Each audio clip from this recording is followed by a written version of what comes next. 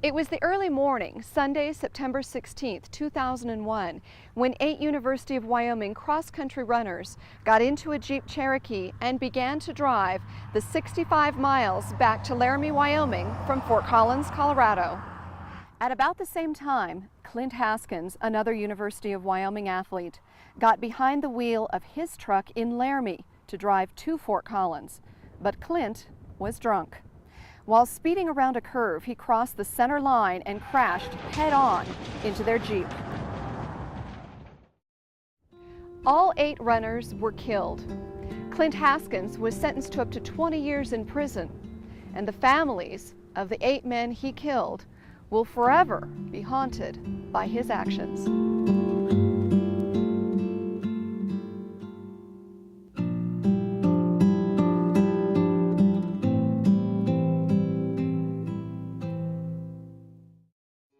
Robbed of their loved ones, the families of the UW8 know all too well the emptiness drunken driving leaves behind. Now, some of them share their stories with you. As soon as he could move, he was running, tremendously focused on what he wanted to do. I think that's kind of typical of kids that do distance running. They get awfully focused. He really enjoyed being outside. He always said that running was, that we were born to run, that our family was born to run, and that's why he did it.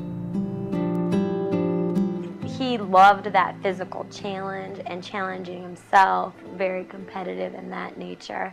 And I think he just liked to see what his body could do.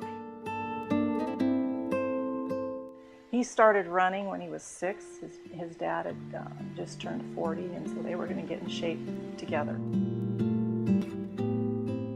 He liked the running. Of course, you were by yourself usually. Sometimes he'd run with a friend, but he said it was, you were just at peace with yourself and with nature and with God, and I think that's why he liked running.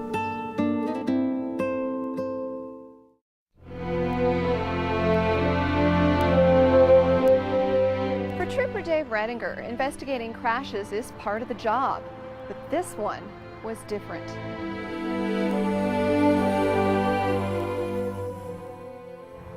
It just exploded. That Jeep opened.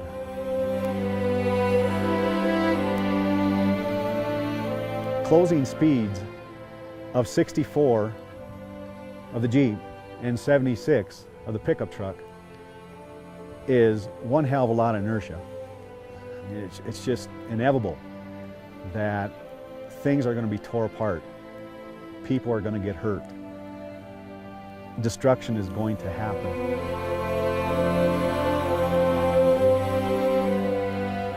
And yes, we see stuff like this, but I've never seen that many bodies in one place.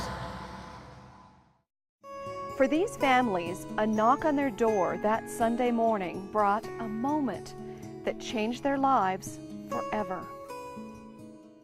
The sheriff had come to the door, and then right then I knew that, something had happened. And he told me that, he said, your boy had been in an accident and that he was killed early in the morning.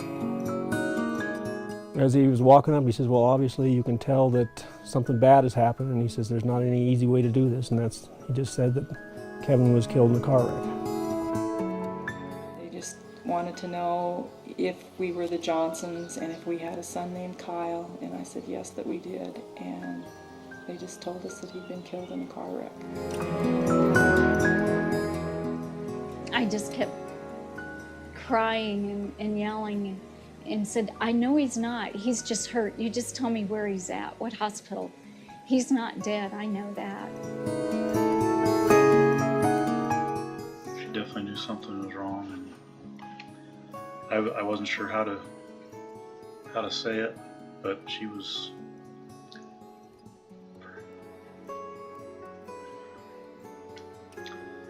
pretty insistent on me saying something. She knew something was wrong, and I finally just said it. And of course, both she and Katie collapsed to the floor. This is probably one of the worst, was the worst moment of my life, I think. It was seeing the horror on their faces. It was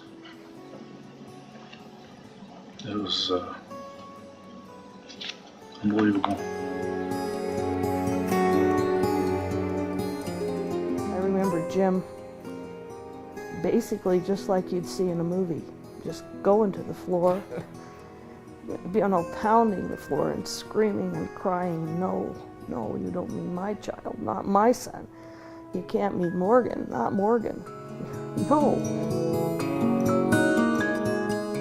I remember thinking or hoping that the 8 boys weren't killed by a drunk driver. That was my first thought, was please, please make it not be by a drunk driver. Because I knew how severe that would be for the person that killed them and what that person would have to go through in their life. And I just didn't want that to be. And when I found out that it was, I was just crushed. Because I just knew that that person was going to live through hell for the rest of their lives for what they did to those 8 boys.